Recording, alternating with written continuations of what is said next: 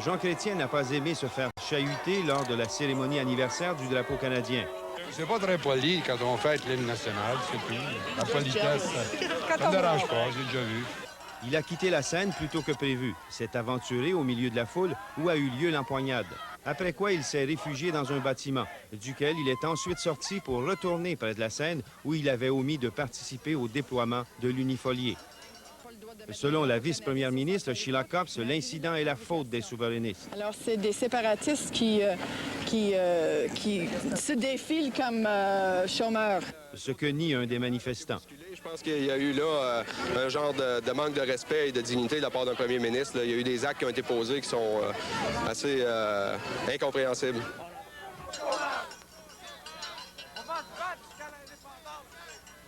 Normand Réaume, TVA, à Ottawa.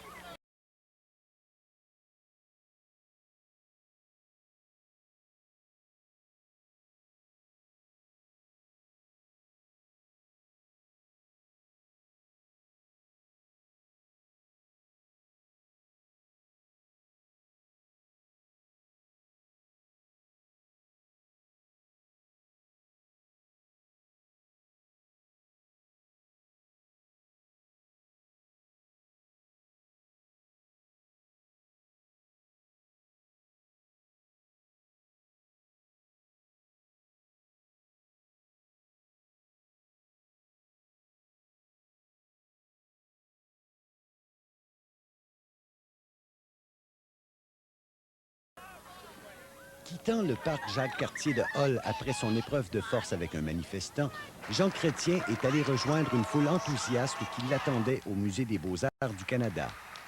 Je suis très heureux d'être ici aujourd'hui avec vous, au moment où vous devenez citoyens et citoyennes du Canada. Toujours silencieux devant les journalistes, Jean Chrétien a eu un entretien privé avec les dirigeants du Conference Board du Canada. À sa sortie, le premier ministre a été assailli de questions. Qu'est-ce qui vous a passé par la tête, monsieur le premier ministre, cet après-midi, lors de l'incident? Est-ce que vous regrettez ce qui s'est passé? Est-ce que vous avez eu peur, monsieur Chrétien? Pensez-vous qu'il vous agressait, monsieur Chrétien? Est-ce que vous allez présenter des excuses? Pas de commentaire, monsieur Chrétien? Non.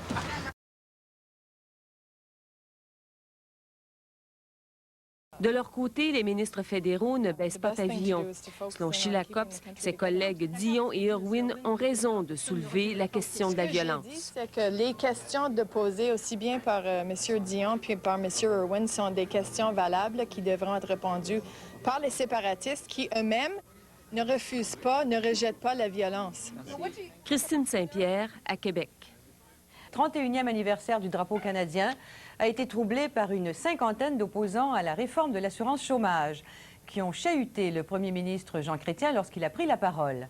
Après son discours, M. Chrétien a même dû repousser lui-même et vigoureusement un manifestant qui lui bloquait le chemin en hurlant des slogans.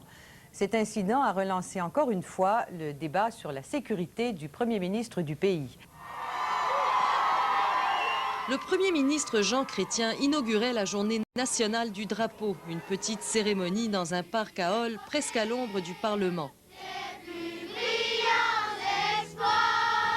Mais cette cérémonie, qui se voulait sans histoire, a mal tourné lorsqu'une cinquantaine de manifestants ont hué le premier ministre qui a dû couper court à son discours. Et vive le Canada! Merci beaucoup! La manifestation a été organisée par une coalition de syndicats de l'Outaouais, notamment la CSN et la FTQ, qui s'en sont pris à la réforme de l'assurance chômage du gouvernement libéral. Le premier ministre a quitté le podium, voulant s'éloigner des manifestants, mais en vain.